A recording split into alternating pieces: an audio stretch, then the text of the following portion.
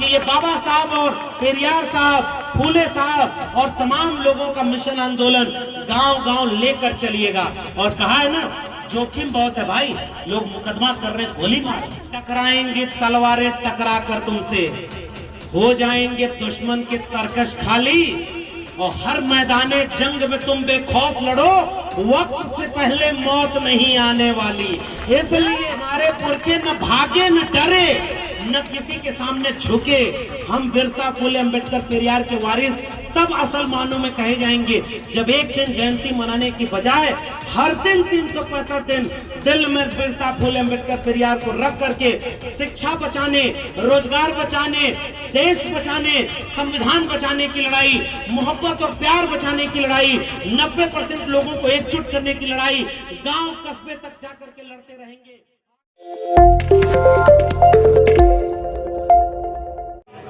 कि इस दुनिया में करोड़ों लोग पैदा हुए और होते रहे इंसान बन के, और सब बराबर। फिर कुछ लोग पैदा हुए, अब उनका दावा है कि वो मुख से पैदा हुए थे, मुझे नहीं पता वो कैसे पैदा हुए थे, लेकिन चूंकि उनको अपने को श्रेष्ठ बताना था तो वो कहे कि हम अलग तरीके से पैदा हुए। कैसे हुए? मुखस्य जायते ब्राह्मण बाहुर नाम क्षत्रिय, तो हम आपसे श्रेष्ठ हैं। और उससे ऊपर श्रेष्ठ क्या बताया कि हम इस धरती पर उसके अवतार हैं। तो उन्होंने जातियां बना दी।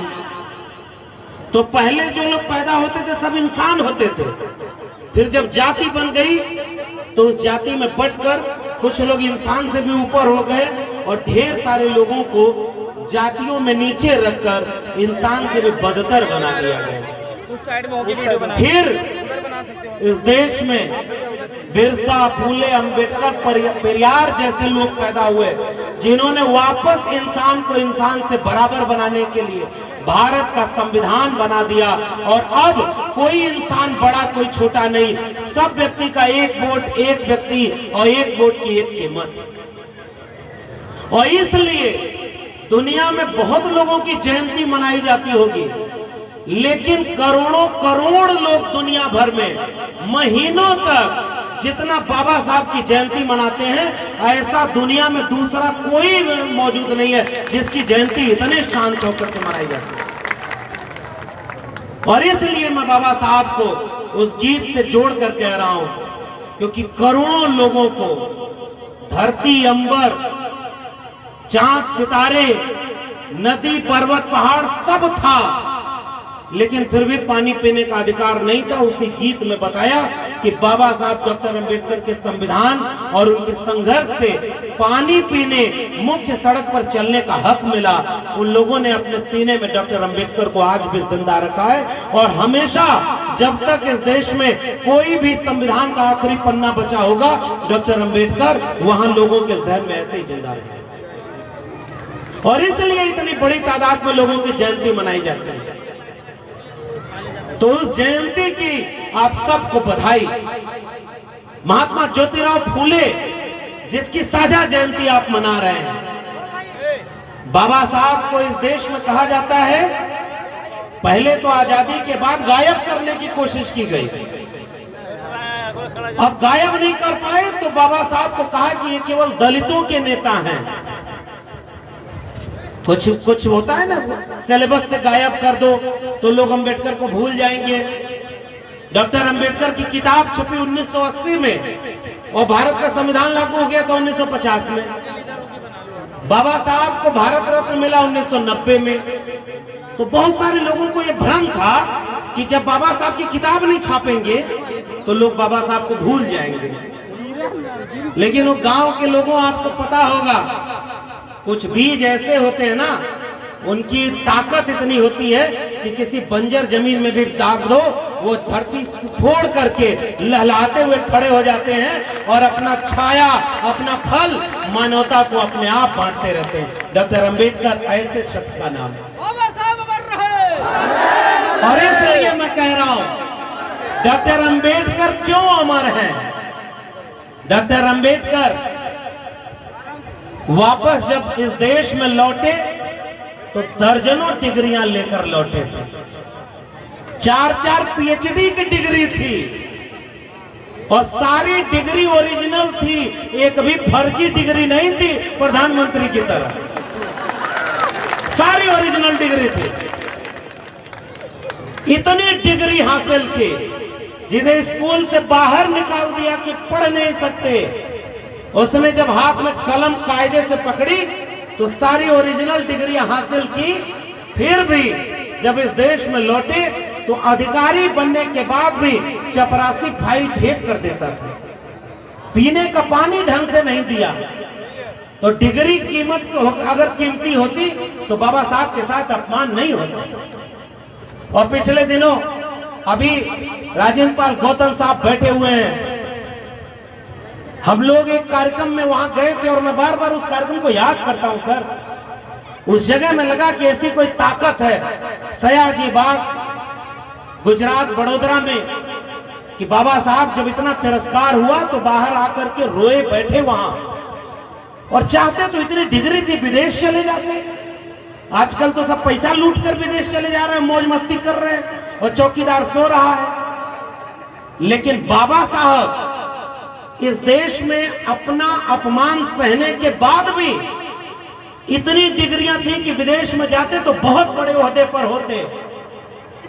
आज भी यहां के लोग दिल से डॉक्टर अंबेडकर को एक्सेप्ट नहीं कर पाए, स्वीकार नहीं कर पाए, और दुनिया के कई विश्वविद्यालयों में उनकी मूर्तियां लगी हुई हैं। उन्हें सिंबल ऑफ नॉलेज कहा जाता है। लेकिन फिर भी डॉक्टर अंबेडकर विदेश नहीं गए और उस जगह पर संकल्प लेते हैं कि जब तक इस देश में जातिवाद का खात्मा नहीं कर देते, अपने लोगों को बराबरी का हक नहीं दिला देते, तब तक चैन से नहीं बैठेंगे। और वो संकल्प जगह थी और वहां से डॉक्टर अंबेडकर ने पूरे जीवन जो काम किया उसने करोड़ों लोगों का जीवन बदल कर रख दिया। इसलिए हम डॉक्टर अंबेडकर को अमर रहने की बात करते हैं। और डॉक्टर अंबेडकर हो या महात्मा ज्योतिबा फूले, वो कोई एक व्यक्ति होते तो कुछ लोग याद करते, कुछ दिन बाद भूल जाते। लोग बाप दादा को भूल जाते हैं, कितने दिन को याद रखता है। लेकिन यहां तो उल्टा हो रहा है साहब, पहले कम लोग याद करते थे डॉक्टर अंबेडकर को, और अब मैं देख रहा हूं जितना इस देश में जितने बड़े स्तर पर लाखों करोड़ों लोगों के साथ सड़क पर उतरकर जितना बड़ा स्तर पर डॉक्टर अंबेडकर की जयंती अब मनाना शुरू हुआ है, इतना और कोई दूसरा नहीं है। डॉक्टर अंबेडकर को लगता है अब ज्यादा लोग याद कर रहे हैं और बड़े पैमाने पर उनकी जयंती मना रहे हैं। गुम हो गए वो लोग जो चाहते थे कि इनको सिलेबस से हटा देंगे तो ये गायब हो जाएंगे। 3 तरह के प्राणी होते हैं दुनिया में। एक वो जो इतिहास लिखते हैं, महात्मा फूले, तथागत बुद्ध, बाबा साहब डॉक्टर अंबेडकर, बिरसा मुंडा, पेरियार और ऐसे जाने कितने लोग, उन्होंने इतिहास लिखा है, इसलिए वो लोग दुनिया में अमर रहेंगे। दूसरी कैटेगरी उनकी होती है जो इतिहास पढ़ते हैं। हम और आप अभी उस कैटेगरी में हैं जो अपने पुरखों के लिखे इतिहास को पढ़ रहे हैं। और तीसरी कैटेगरी और एक लोगों की होती है जिनको न इतिहास लिखने का मौका मिला न इतिहास पढ़ने का मौका मिला, तो जब प्रधानमंत्री बन जाते हैं तो इतिहास का सिलेबस बदल कर सोचते हैं कि इतिहास में अमर हो जाएंगे। पहचान रहे ना, सिलेबस बदल रहा है आपका लोग कि वहां पर सिलेबस में आपको झूठ पढ़ाया जाए और आपके बच्चों को आपका इतिहास ही न जानने दिया जाए। डॉक्टर अंबेडकर, महात्मा फूले, पेरियार और तमाम लोगों ने इतिहास रचा है। कैसे रचा? इस देश के लोगों को बराबरी का हक दिलाकर रचा। कैसे रचा? इस देश में हर एक बच्चे बच्चियों को उसके जेब में पैसा है कि नहीं है, उसकी जाति कौन सी है, उसका मजहब कौन सा है, गांव के हैं कि शहर के हैं, ये सब भेद मिटाकर भारत का संविधान लागू कर दिया कि आपके बेटा बेटी को अच्छी शिक्षा मिले, अच्छा रोजगार मिले।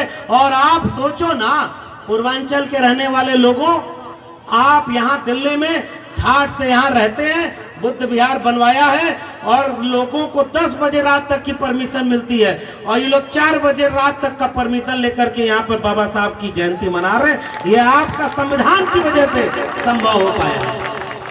अगर संविधान नहीं होता तो ये मौका मिल पाता क्या?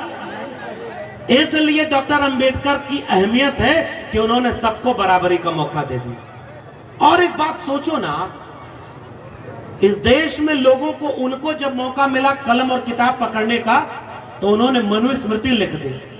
महिलाएं बचपन में पिता के अधीन, जवानी में पति के अधीन और बुढ़ापे में पुत्र के अधीन रहेंगी। बाबा साहब को मौका मिला तो उन्होंने कहा महिलाओं को उत्तराधिकार मिलेगा, संपत्ति का अधिकार मिलेगा, वोट का अधिकार मिलेगा, काम के घंटे कम होंगे और उनको child care leave, maternity leave मिलेगी। और भारत के संविधान में लिखकर चले गए कि महिला और पुरुष में कोई भेदभाव नहीं रहेगा, सब बराबर रहेंगे। उनके पुरखों को मौका मिला तो मनुस्मृति में लिख दिया कि अगर आप मुख से पैदा होते हैं तो किसी की हत्या भी कर देंगे तो आपको कोई सजा नहीं मिलेगी। आप समझ रहे हैं ना मैं किसकी बात कर रहा हूं? समझदार को इशारा काफी। जिस मंच पर महात्मा फूले और बाबा साहब की बात हो, उस पर इशारे में बात उन लोगों की की जाए जिनसे आपकी लड़ाई है।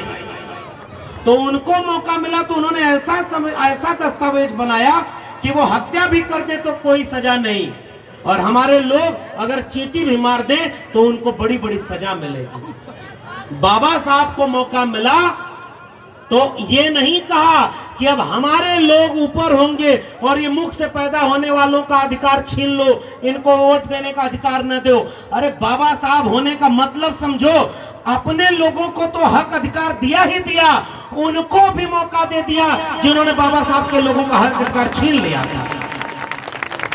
लेकिन आज भी डॉक्टर अंबेडकर की जयंती वो लोग नहीं मना पाते। मैं तो आज भी एक शिकायत करता हूं और बधाई दे रहा हूं इस मंच के आयोजकों को। इन्होंने बार बार एक बात पर जिक्र किया है, जोर दिया है कि हम लोग SC ST OBC समाज के लोगों को जोड़ करके मंच पर वक्ता भी बनाए, जयंती भी साझा मना रहे हैं। इनकी कमेटी में भी सारे लोग शामिल हैं। यहां है बहुजन एकता और ये है बाबा साहब के सपनों का भारत, जिसमें सब मिल करके रहेंगे। और एक आध सुझाव और आपको, अगली बार जयंती मनाइए तो इस मंच पर महिलाओं की तादाद पुरुषों से ज्यादा होनी चाहिए, आदिवासी भी इसमें हो और पसमानदा समाज के भी लोगों को अतिथि बनाइए, सबको मिलाइए। बीच में इसका चिन्ह मत कर, गाना नहीं चल रहा है ना। अब उसके बाद इस जयंती का मकसद क्या है? इस जयंती मनाने का मकसद दो है मेरे हिसाब से। इस जयंती मनाने का पहला मकसद यह है कि हम अपने इतिहास को जानें, और दूसरा मकसद यह है कि जो सपना देखा था बाबा साहब, फूले साहब, पेरियार साहब ने, उसके बारे में जाने कि वो पूरा हुआ कि अधूरा है। ये जानना चाहिए कि नहीं जानना चाहिए? अगर बाबा साहब के सपनों का भारत बन गया होता तो हमारा काम केवल जयंती मनाने से चल जाता। लेकिन अभी जयंती मनाने के बाद क्या करना है, इस पर भी विचार करना है, क्योंकि बाकी हमारे पूर्व के वक्ताओं ने बहुत शानदार बातें कह दी, मैं उसको दोहराऊंगा नहीं। और यहाँ तो जागरूक समाज बैठा है, इनको अब मैं समझाने के, मेरे बगल में जो बैठे हैं बाबूजी, ये मान्यवर कांशीराम साहब के साथ काम किए हैं, अब उनके बगल में बैठकर और उनके सामने कोई भाषण दे सके, इतनी हिम्मत तो हमारी नहीं होती। हम इनके बगल में हिम्मत लेते हैं कि मान्यवर कांशीराम साहब के बारे में, कांशीराम की नेक कमाई तूने सोती कौम जगाई। वो ऐसा कौम जगा कर गए, हमें तो जगाने वालों को बस आगे बढ़ा देना है, हिम्मत हौसला बढ़ाकर। तो कोई नई बात नहीं करने आया, मैं बस थोड़ी सी दो चार बात कह करके, दो चार किस्सा सुना करके कि जयंती मनाना जरूरी है ताकि हिम्मत हौसला मिले। ये नौजवान लोग आए हुए हैं, बुजुर्ग लोगों के साथ खड़े होकर, महिलाएं और बच्चे बच्चियां आए हुए हैं। ये लोग जब इस जयंती से जाएंगे, अगर पहली बार आए हैं तो घर जाकर अपने माता पिता से पूछेंगे कि ये किसकी जयंती मनाई जा रही है। और जब बाबा साहब की तस्वीर, बाबा साहब फूले साहब के बारे में माता पिता से किस्सा पूछेंगे, कौन थे ये, और आप किस्सा बताएंगे, तब समझिए कि जयंती मनाने का मकसद सफल होगा, ताकि ये रोशनी आगे तक जलाए और आगे तक रोशनी उजाला फैलाए। और बाबा साहब कैसा सपनों का भारत बनाना चाहते थे? जिसमें सबको शिक्षा मिले, जिसमें सबको सबका अधिकार मिले, कर्मकांड अंधविश्वास खत्म हो और सब लोग मोहब्बत प्रेम से रहें, सब लोग प्रेम से रहें, कोई किसी से नफरत न करे। लेकिन आज कौन सा भारत बनाया जा रहा है? बाबा साहब के सबसे बड़े वारिस मानवर कांशीराम ने एकजुटता का संदेश दिया था। मंडल कमीशन लागू करो वरना कुर्सी खाली करो। मानवर कांशीराम 85% बहुजन की बात करते थे, जिसमें SC ST OBC माइनॉरिटी सारे लोग थे। इसलिए मैं इस मंच से ये बात कह रहा हूं कि डॉक्टर अंबेडकर को OBC घरों में भी अब ले जाने की जरूरत है। आदिवासी और जा रहे हैं, ऐसा नहीं कि नहीं जा रहे हैं, खूब अच्छे से जा रहे हैं, थोड़ा समय लगेगा। वो कहते हैं ना, हम लोग बचपन में किस्सा सुनते थे, करत करत अभ्यास थे जड़मति होत सुजान और रसरी आवत जात ते सिल पर परत निशान। हमें अभ्यास करना है, हमें अपने लोगों को समझाना है। जिस दिन हम OBC समाज के लोगों को यह बात समझाएंगे कि डॉक्टर अंबेडकर ने मंत्रिमंडल से इस्तीफा दिया, तो 3 बातों में से पहली बात हिंदू कोड बिल उसका लागू न किया जाना, और दूसरी बात थी OBC के लिए अनुच्छेद 340 में जो कमीशन बनाना था ताकि OBC की गिनती हो और उनको गिनती के आधार पर आरक्षण मिले, प्रतिनिधित्व मिले, हिस्सेदारी मिले, वो न काम हुआ। इसलिए डॉक्टर अंबेडकर ने कैबिनेट से इस्तीफा दे दिया। ये बात जब तक OBC के घर घर बताएंगे, दोनों बाहें खोल करके OBC एक दिन ऐसा आएगा डॉक्टर अंबेडकर को अपना मानना शुरू कर देंगे। अभी हमें ये बात उन लोगों तक ले जानी है। डॉक्टर अंबेडकर को आजकल कुछ लोग कहते हैं ना कि उनका धर्म खतरे में है। जागो तुम OBC लोगों, दलित लोगों, आदिवासी लोगों, हिंदू हो। एक शख्स का नाम ले रहा हूं और उसके बारे में जब मैंने पढ़ा तो देखा कि इतिहास क्या है। शिवदयाल सिंह चौरसिया। शिवदयाल सिंह चौरसिया ने आदि हिंदू सभा बनाई, और जब कुछ मुखत से जाए थे ब्राह्मण उनके पास गए, उन्होंने कहा कि मैंने आदि हिंदू सभा बनाई, इसकी सदस्यता आप भी ले लीजिए। तो उन्होंने कहा कि हम हिंदू थोड़े ही हैं, हम तो आर्य हैं। शिवदयाल सिंह चौरसिया ने कहा कि अब तक तो समझते थे कि तुम भी हिंदू हम भी हिंदू, लेकिन जब तुम आर्य कह रहे हो अपने को, तो जाओ आज से हम भी हिंदू नहीं। उन्होंने backward classes league, depress classes league वैसा ऑर्गेनाइजेशन बनाया। पेरियार ललित सिंह यादव, चंद्रिका प्रसाद जिज्ञासु और शिवदयाल सिंह चौरसिया, इन सारे लोगों ने मिलकर 1948 में लखनऊ में एक अधिवेशन किया पिछड़ा वर्ग सम्मेलन का, और उसकी अध्यक्षता करने के लिए किसे बुलाया? बाबा साहब डॉक्टर भीमराव अंबेडकर को। यह है बहुजन एकता जो हमारे पुरखे बना के गए भाई। हमें तो वो इतिहास लोगों को बताना। और बाबा साहब डॉक्टर अंबेडकर ने उस जगह पर OBC समाज के लिए एक बात कही थी, जो उनके वारिस मानवर कांशीराम ने एक ही किताब लिखी अपने जीवन में। उन्होंने कहा कि बाबा साहब ने किताबें बहुत पर्याप्त लिख दी, हमारे पुरखे लिख दिए, अब मुझे लोगों को जोड़ना है। लेकिन फिर भी एक किताब लिखी, उसका नाम बताओ आप लोग, क्या लिखा था मानवर कांशीराम ने? चमचा युग।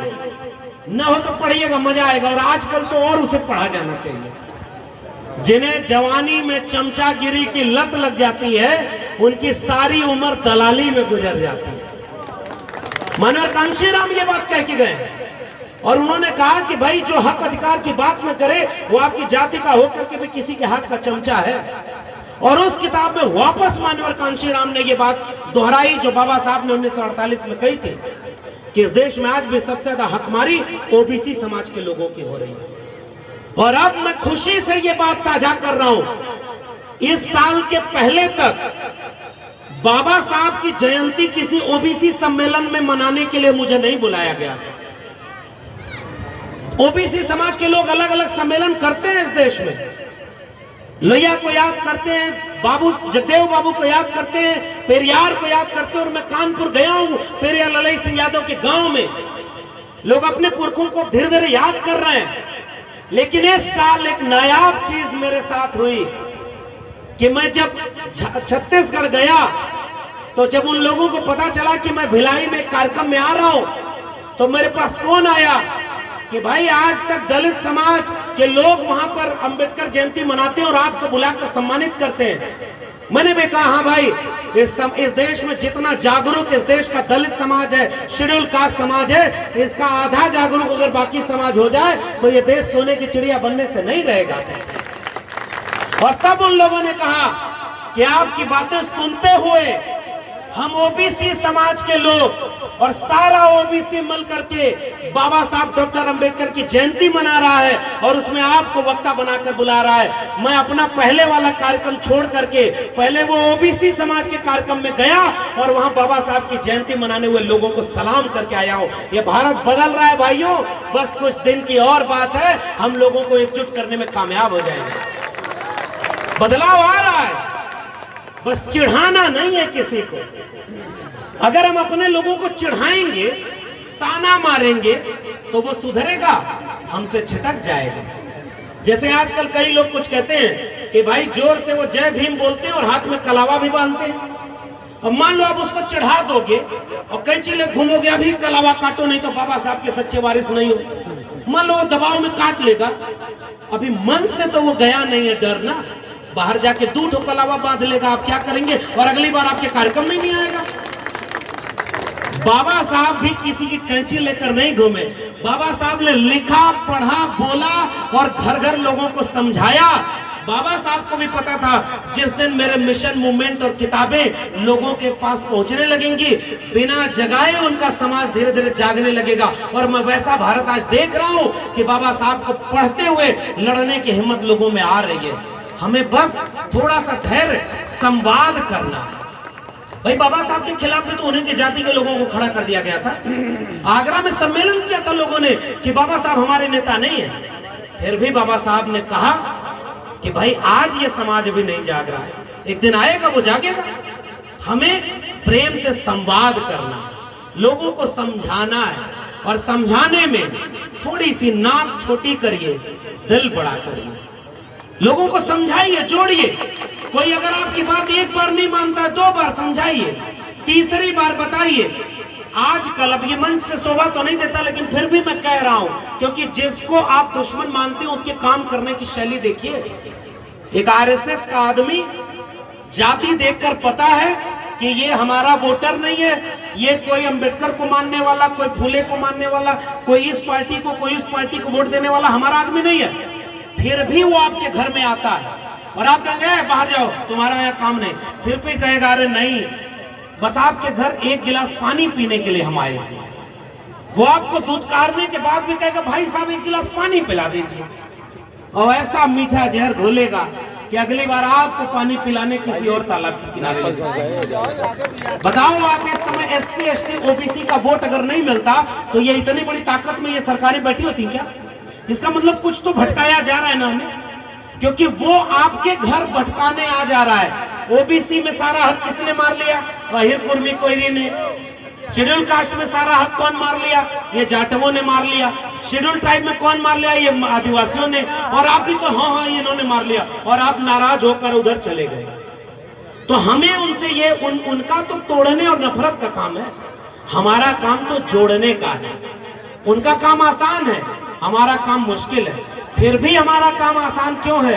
क्योंकि हमारी आबादी इतनी है कि बताओ अगर इस देश में 90% लोगों में से 45% लोग भी जागरूक हो जाएं, तो इस देश की सबसे बड़ी कुर्सी पर कौन बैठेगा? जिसे आप तय करेंगे। क्योंकि 31% वोट पाकर के तो लोग प्रधानमंत्री बने बैठे, और प्रधानमंत्री बने बैठे हैं दिल में गोडसे गोलवलकर हेडगवार, और 14 अप्रैल को बाबा साहब की मूर्ति पर माला पहना रहे हैं, वो भी जो दिल में गोडसे गोलवलकर हेडगवार को लगते हैं, और दोनों हाथ फैलाकर बोलते हैं। अभी सर मैं देख रहा था 21 अप्रैल को इस देश के प्रधानमंत्री ने अपने ट्विटर हैंडल पर लिखा और भाषण दिया।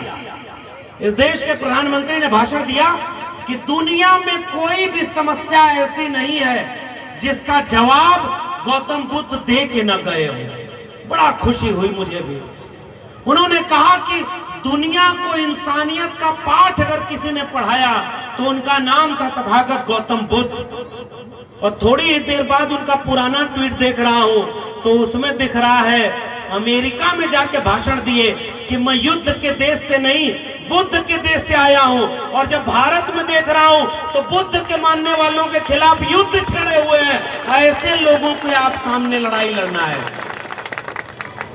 एक चेहरे पे कई चेहरा है भाई।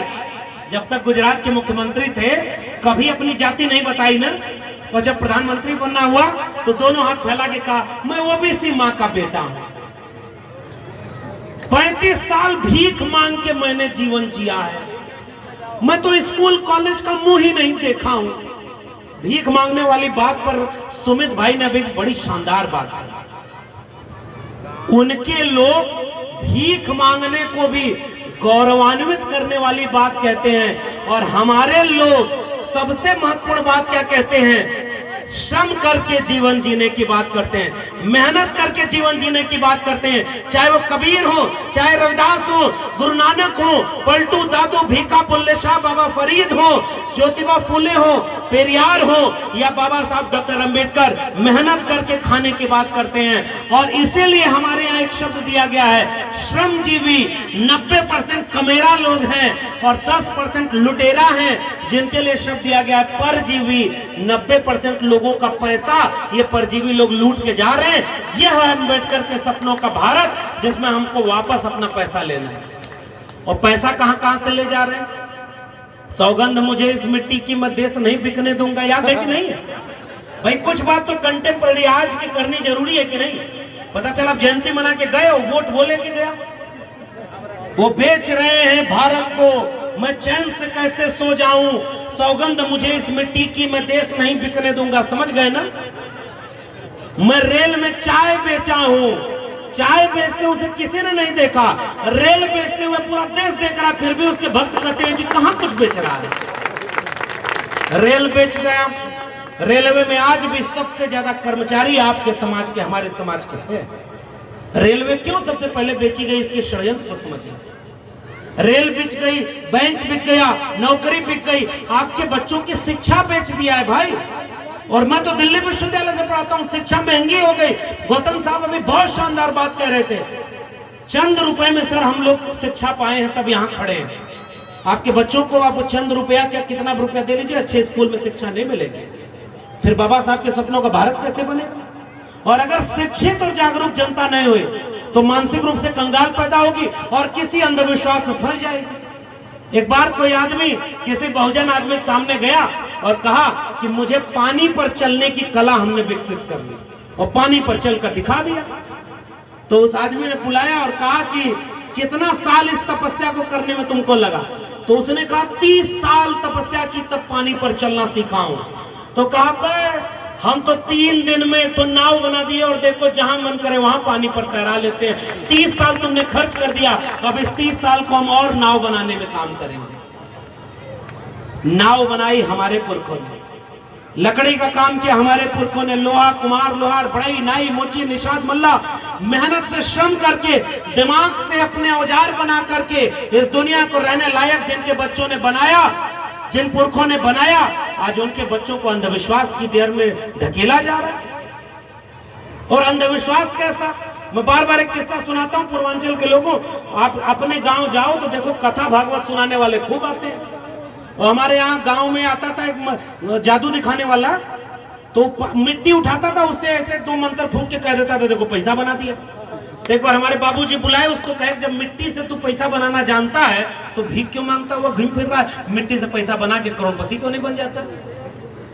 लेकिन जादू के नाम पर आपका नकली पैसा आपके सामने दिखाकर असली पैसा लेकर कोई और चला जा रहा है। मैं इशारे में बता रहा हूं आपका पैसा कहां जा रहा है। कुल माल लुटा जाता हो हमने कहा। नोटबंदी भइल ना, अब भोजपुरी में सुना लोगन, नोटबंदी भइल तो 500,000 का नोट बंद हो गए सर, भोजपुरी में थोड़ी देर। और नोटबंदी जब बंद हो गई तो कुछ आदमी जो धार्मिक आदमी रहले वो सोचे ना कि पुरनकी नोट ले जाके मंदिर में धक्का-धक चढ़ा दें, भगवान खुश हो जाए, बैंक में तो जमा हो ही ना। अब पूरा नोटबंदी का पुरनकी नोट भगवान पे चढ़ावत जाता हूँ। अचानक एक आदमी बीच में आया, कहे हे मूर्ख, इन नोट तो बंद हो गई, एक कहीं यहाँ चढ़ावत है। तुरंत वो आदमी कल आए, धीरे बोला, भगवान के हमके पता है नोट बंद हो गए, तो हमके पता है नोट बंद हो गए, भगवान के थोड़े पता है कि नोट बंद हो गए। तुरंत वो आदमी गुस्सा में बोलल कि अरे मूर्ख, नोटिया ही भगवान थोड़े लेना कि उनके पता हो, जे लेला हो के पता है कि पुरान के नोट बंद हो गए, ये बार नोट ना चढ़ावल जाएगी। तो आप चढ़ावल माल के लूट के ले गल, पता है कि ना। वो एगो आदमी पंडित जी गए किस्सा लेके कि भाई जजमान का कष्ट हो जीवन में, हम भोजपुरी में सुनावत वो किस्सा जो ज्योतिबा फुले लिख के गए हुआ, भोजपुरी में बोली ना। नाटक का नाम है तृतीय रत्न, ज्योतिबा फुले लिखले हुआ कि एगो आदमी बड़ा परेशान रहा, और जब वो गए तब वो पंडित जी के पास, भाई वह तो देवता का अवतार धरती पर अल्लाह कल कुल दुख का दवा हमारे पास। तो वो गए कह मालिक बड़ा परेशान है, तो कल कैसे परेशान लिया, वो पतरा देखी, पतरा देखला तो कहे कि तुहार शनि ग्रह ठीक दशा में ना बा। कौन ग्रह? शनि का ग्रह दशा ठीक दिशा में ना बा। यहाँ से दूरबीन देख के पता न पहले कि ग्रह और तारा और पृथ्वी का मतलब का होला, यहाँ लोग पतरा देख के बतावे। मंगल ग्रह के पता ना कि ओकरी नाम पर कितना शादी ब्याह यहाँ टूट जाला और ओके पता ना। और आदमी देख के कहता कि तुम्हार शनि ठीक जगह पे नखे, तो कह कैसे आई, कह हवन करावे, कह कितना खर्चा आए, कह इतना रुपया खर्चा आए, कह इतना रुपया तो हमारे पास ना। बीच में कोरोना आ गई, नौकरी चल गई, हमार पति का नौकरी छूट गई, कंपनी ठप हो गई, बिजनेस बंद हो गई, पैसा ना। कहे अच्छा 50% डिस्काउंट आधा लगा देती है, हवन करा दा, शनि ठीक जगह पे आ जाए। और जब वो कल आदमी की ना इतना 5,000 रुपया नहीं थे हमें, तो कहा अच्छा 1,000 रुपया दे दो और छोटकी हवन करा दे तो शनि ठीक जगह पे आ जाए। वो कहना मालिक के दोनों नहीं थे, कहा अच्छा 100 रुपया दे, एगो मंत्र देते ही एक पढ़त रहिए, शनि तो ठीक जगह पे रही। वो आदमी खड़ा हो के अपन जेब थैली निकाल के दिखावत, कहते 1 रुपया नहीं थे। वो गुस्सा में आदमी खड़ा होके कल, जब तोरी जेब में 1 फुटी कौड़ी ना, तो जो बेटा शनि तो कुछ न बिगाड़ पाई। तो अरमान लूटे बदे कैसन कैसन कहानी बनाओ।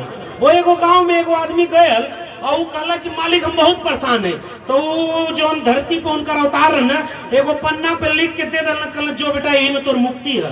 वो कहला का मालिक, तो कह मंत्र लिख दे, पढ़त रहिए तोर कष्ट दूर हो जाए।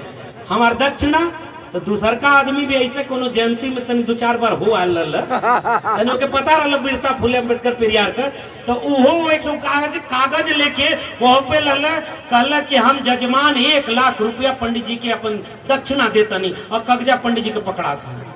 पंडित जी कहला ई का, तो कह जैसे तू मंत्रवा दला, तो कह नोटिया ओरिजिनल चाहिए, तो वो कहला हम के मंत्रवा ओरिजिनल चाहिए, तब हम तो के ओरिजिनल नोट दे।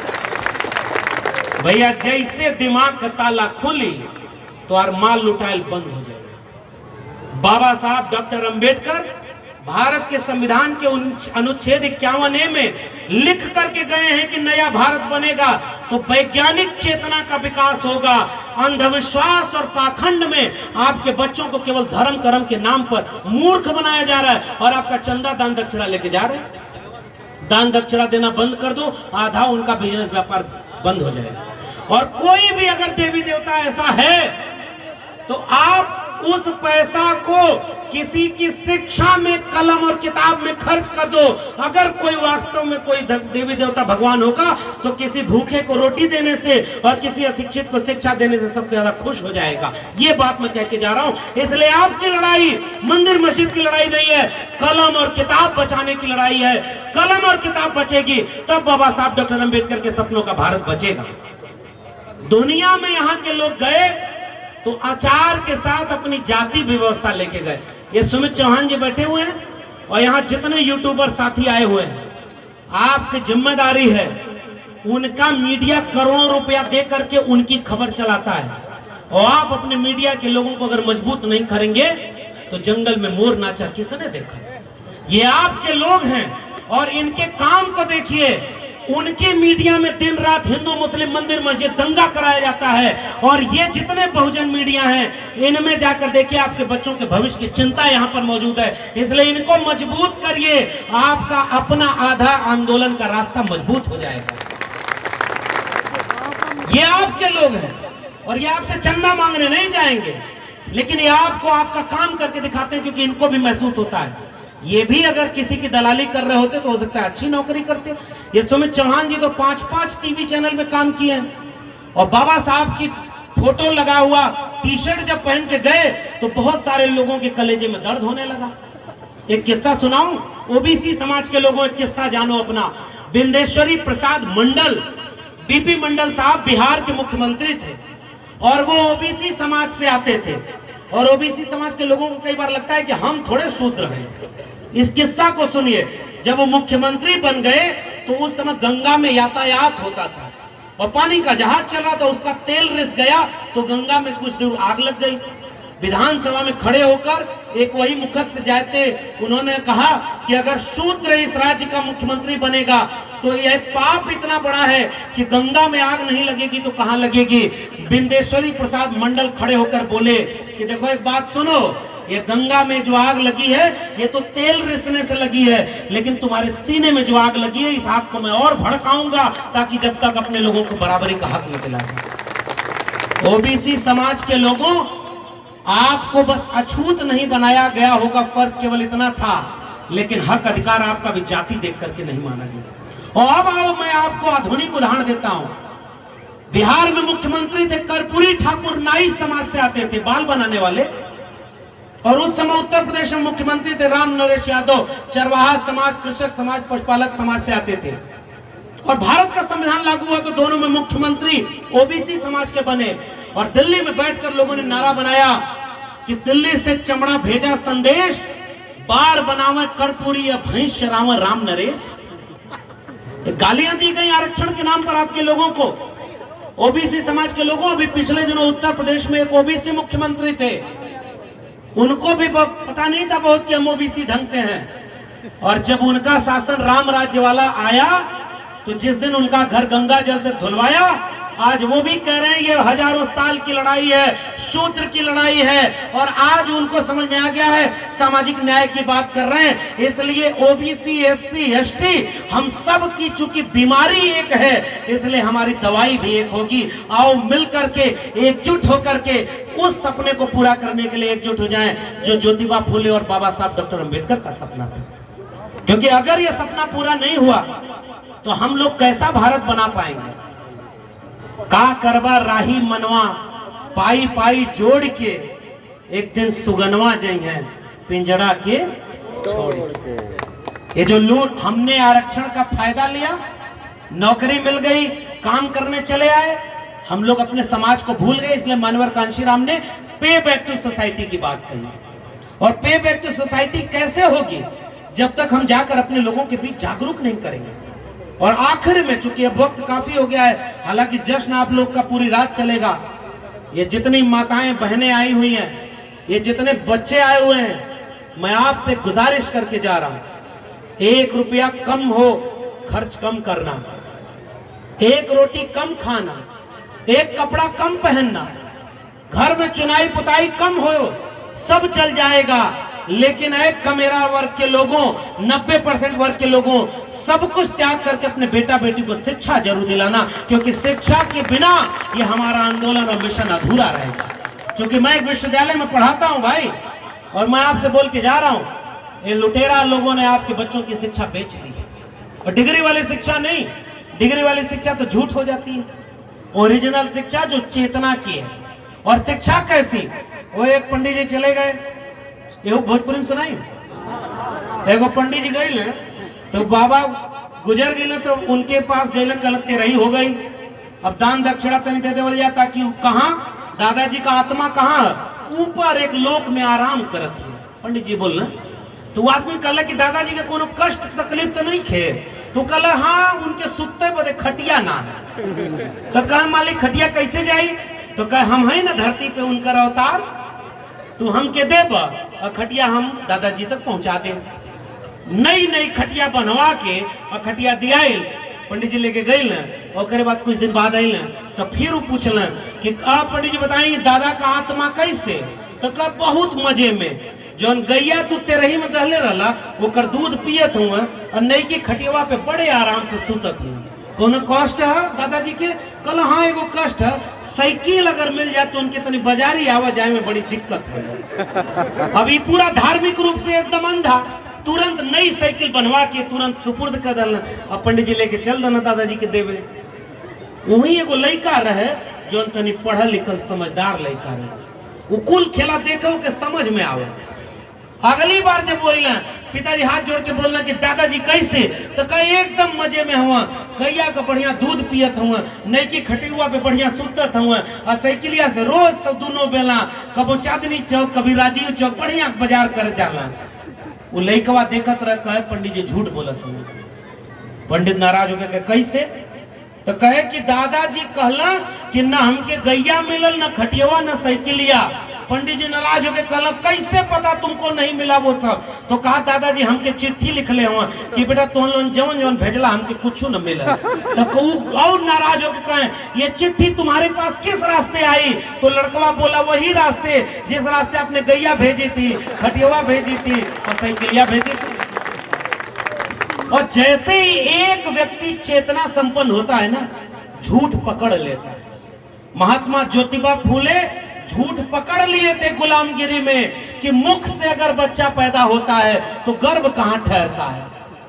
भाई दुनिया में आप अपने धर्म का प्रचार करते हो, करो, हमसे तो मतलब ही नहीं, लेकिन जाके बोलो ना अमेरिका में कि हमारे यहाँ ऐसा विज्ञान था। ये सुमित भाई कहते हैं कि बिना पेट्रोल डीजल के पुष्पक विमान उड़ा करता था, बाद में उसकी मैन्युफैक्चरिंग बंद काहे कर दिए, राफेल का घोटाला न करना पड़ता, हमारे यहाँ से लोग पुष्पक विमान लेके जाते, भाई बंद क्यों करना पड़ा।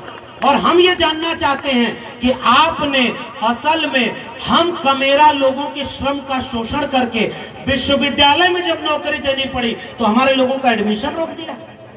ए भाई कमेरा लोगों, यहाँ एक और बात थोड़ा भावुक वाली बात बोल दूं।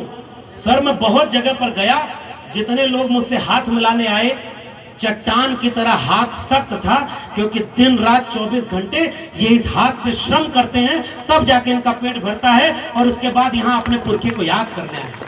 और मैं इसलिए आपके सामने कह रहा हूं कि वो लोग आपके श्रम को लूट रहे हैं और पूरे देश को बेच रहे हैं, बर्बाद कर रहे हैं, और दूसरी तरफ कहते हैं धर्म खतरे में। मैं आपसे कहने आया हूं बिरसा फुले अंबेडकर पेरियार का मिशन खतरे में है। उन्होंने जो संविधान बनाया वो संविधान खतरे में है, और शिक्षा रोजगार का भारत बनाना चाहते थे, वो शिक्षा और रोजगार का भारत खतरे में।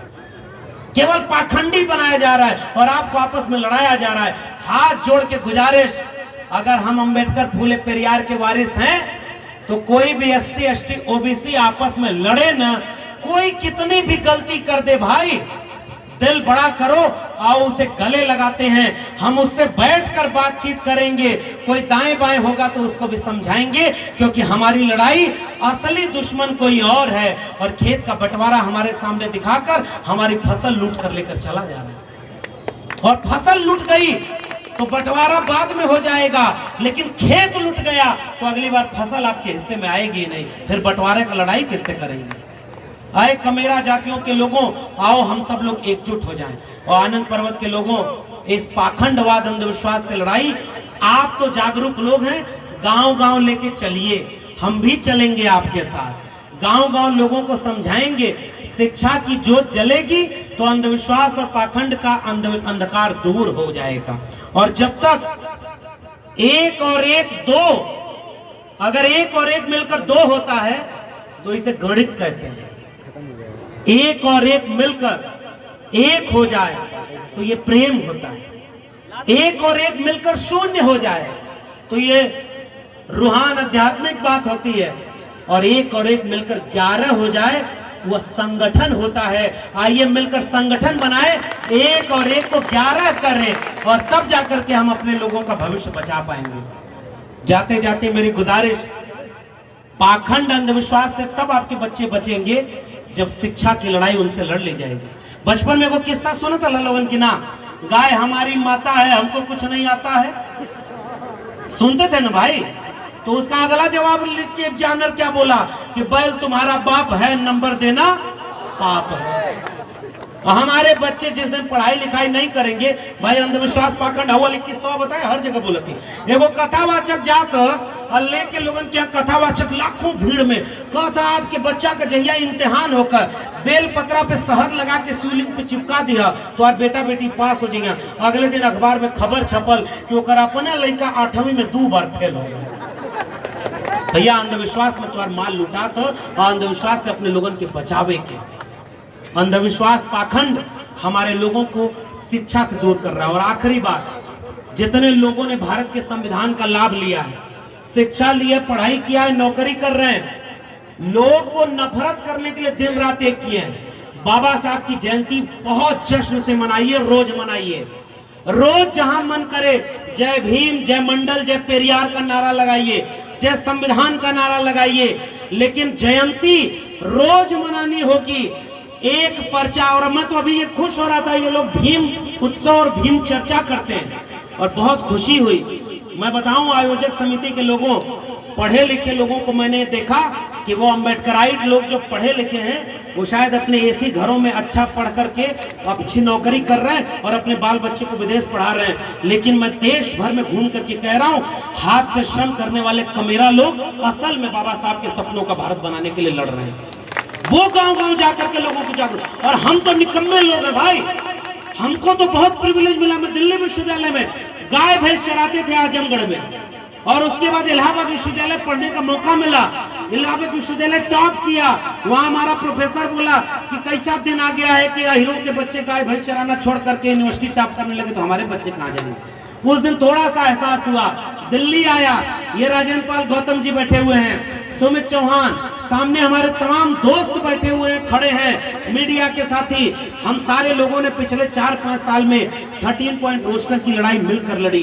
2 अप्रैल का भारत बंद मिलकर किया, तमाम आंदोलन मिलकर किया। तब जाकर समझे कि भाई गाय भैंस चराने वाले लोग जाने कितने पैदा हुए और गाय भैंस चराते मर गए। लेकिन जब तक भारत का संविधान और मंडल कमीशन लागू हुआ तो हमारे जैसे जाने कितने लोग पढ़ लिख करके किसी विश्वविद्यालय के प्रोफेसर बने, कोई मीडिया में गया, कोई वकील बना, कोई डॉक्टर बना, कोई इंजीनियर बना।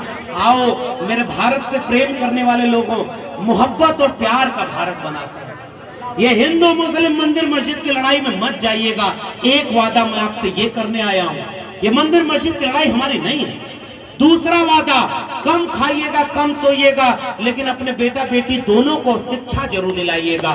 तीसरा वादा कि ये बाबा साहब और पेरियार साहब, फूले साहब और तमाम लोगों का मिशन आंदोलन गांव-गांव लेकर चलिएगा। और कहा है ना, जोखिम बहुत है भाई, लोग मुकदमा कर रहे, गोली मार रहे, फिर भी एक शेर मुझे आरिफ सैफी का याद आ रहा है कि टकराएंगे तलवारें टकरा कर तुमसे, हो जाएंगे दुश्मन के तरकश खाली, और हर मैदाने जंग में तुम बेखौफ लड़ो, वक्त से पहले मौत नहीं आने वाली। इसलिए हमारे पुरखे न भागे न डरे, न किसी के सामने झुके। हम बिरसा, फूले, अंबेडकर, पेरियार के वारिस तब असल मानों में कहे जाएंगे जब एक दिन जयंती मनाने की बजाय हर दिन 365 दिन दिल में बिरसा, फूले, अंबेडकर, पेरियार को रख करके शिक्षा बचाने, रोजगार बचाने, देश बचाने, संविधान बचाने की लड़ाई, मोहब्बत और प्यार बचाने की लड़ाई, 90% लोगों को एकजुट करने की लड़ाई गांव कस्बे तक जाकर के लड़ते रहेंगे, आखिरी दम तक लड़ेंगे।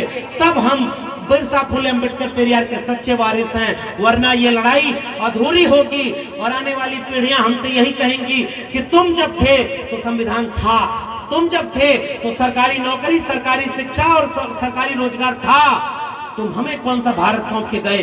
केवल मंदिर मस्जिद के नाम पर दंगा वाला भारत, केवल सरकारी नौकरी को बेच देने वाला भारत, सरकारी फैक्ट्री को बेच देने वाला भारत, रोज ये दलित पिछड़े आदिवासियों की हत्या वाला भारत, आपस में नफरत वाला भारत। हम आप उनसे आंख नहीं मिला पाएंगे। हम उनसे आंख मिलाएंगे तब जब वो पूछेंगी तो हम कहेंगे बिना बुलडोजर से डरे, बिना केस मुकदमे से डरे, बिना उनकी लाठी गोली से डरे, हम बिरसा, फूले, अंबेडकर, पेरियार के वारिस आनंद पर्वत में खड़े होकर अपने लोगों को जागरूक करते हुए कह रहे थे, लड़ेंगे तब तक रे कि जब तक अपन का भारत नहीं बना पाएंगे। जय भीम, जय मंडल, संविधान जिंदाबाद, गुलाम जिंदाबाद, इनकलाब जिंदाबाद।